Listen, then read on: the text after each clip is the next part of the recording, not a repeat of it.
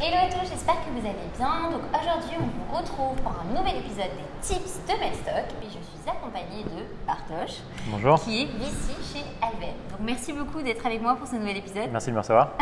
Du coup, Bartosz, de quoi on va parler dans ce nouvel épisode des tips? On va parler de conseils de levée de fonds et plus particulièrement la partie storytelling. C'est important de raconter des histoires en marketing. Bartosz va vous donner donc les meilleurs conseils pour raconter l'histoire la plus pertinente pour valoriser votre projet et pour que vous aussi vous puissiez réussir à lever des fonds. Let's go!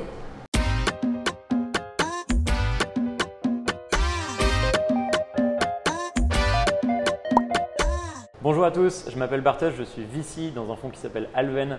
Alors VC, qu'est-ce que c'est? C'est un terme un peu barbare, mais ça veut dire investisseur en start-up. On trouve des startups dans lesquelles investir, on essaie de convaincre les entrepreneurs de travailler avec nous, on investit et ensuite on accompagne les entrepreneurs sur la durée et dans la réalisation de leurs rêves d'entrepreneur.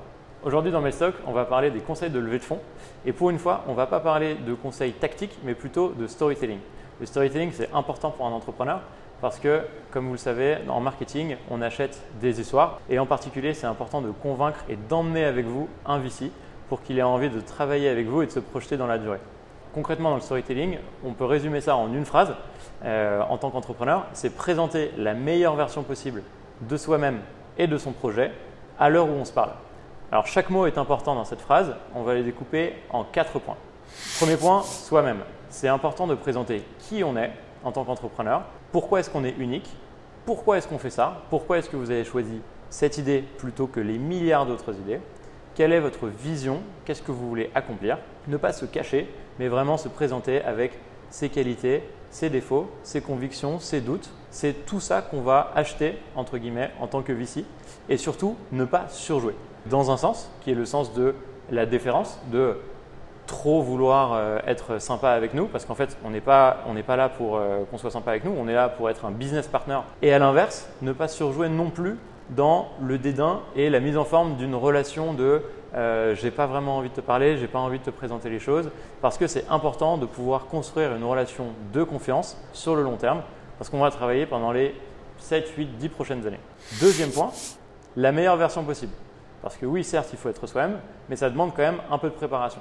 Le plus important, et les erreurs un peu communes qu'on trouve chez les entrepreneurs, c'est de mal connaître son marché, de mal connaître son client, de mal connaître son business. Tout ça, c'est des points qui vont nous faire croire que vous n'êtes pas à fond dans votre idée. Or, nous, on a vraiment besoin de sentir que c'est le projet de votre vie et que vous allez tout donner pour le faire. Le troisième point, qu'on sait très bien qu'une startup, ce n'est pas un long fleuve tranquille. C'est important de savoir qu'une startup, c'est une organisation apprenante. Et donc, on va évoluer, vous allez évoluer, nous, on va évoluer aussi. Mais c'est tout à fait OK de nous dire « je ne sais pas encore comment je vais faire ça, ça, ça ». Le plus vous partagez vos doutes avec nous, le plus simple ce sera pour nous de vous aider à les résoudre.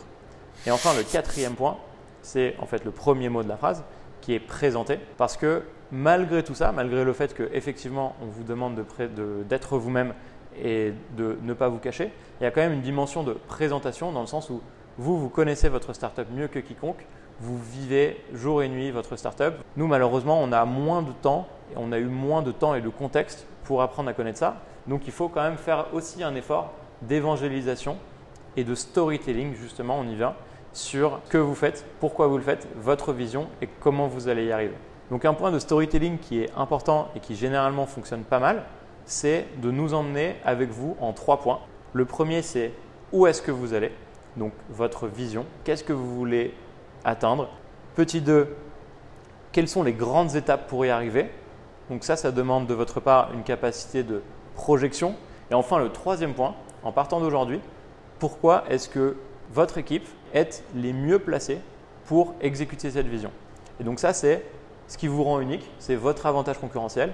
Ce storytelling-là, en 3 points, et en partant du plus lointain et prospectif vers le plus actuel, il est assez puissant parce qu'on est assez rapidement porté sur l'avenir, sur ce que vous voulez atteindre. Ça permet d'emmener l'investisseur avec vous et de lui faire comprendre où est-ce que vous allez et que ce chemin-là vaut la peine d'être coécrit. Et ensuite seulement, vous entrez dans les détails. Quelle anecdote me reste sur ce point-là? C'est quand un meeting de présentation et de pitch se transforme en fait en workshop. Ça, c'est les meilleurs meetings de pitch. On commence à écouter votre pitch d'entrepreneur Et puis ensuite, on est tellement à fond dedans que finalement, on commence à brainstormer avec vous pendant le meeting. C'est en fait à moitié gagné dans les deux sens parce que ça veut dire que chacun d'entre nous, on se projette sur le fait de collaborer. Et d'ailleurs, on commence déjà à collaborer pendant le meeting. Et donc, ça permet encore plus de se projeter. C'est un peu comme une période d'essai en fait. Et ça nous aide énormément à nous projeter avec l'entrepreneur. Ça nous permet aussi de juger notre fit et de juger notre capacité à vous apporter de la valeur. Et à vous, ça vous permet de juger notre capacité à être un bon partenaire pour vous pour les prochaines années.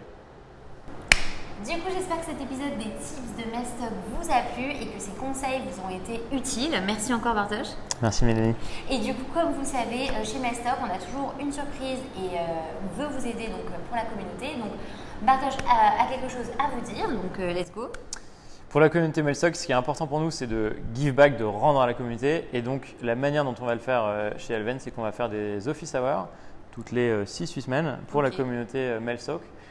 Pour pouvoir tout simplement discuter avec vous à bâton rompu de qu'est-ce que c'est qu'une levée de fonds, qu'est-ce qu'on attend et de faire connaissance. D'accord. Et est-ce que durant ces office hours, les entrepreneurs doivent se préparer ou pas? Est-ce qu'ils doivent avoir leur pitch deck? Est-ce qu'ils doivent avoir… Pas nécessairement. Suffisamment se préparer peut-être pour qu'on comprenne tout de suite de quoi on parle, quels sont les enjeux des entrepreneurs, de manière à ce qu'eux-mêmes puissent repartir avec des conclusions actionnables. Mais sur le formalisme, on est assez informel chez Alven, donc pas besoin de pitch deck. Super. Du coup, retrouvez toutes ces informations sur notre site prochainement. À très vite. Merci. Le coup, on va couper ces sons chez vous là.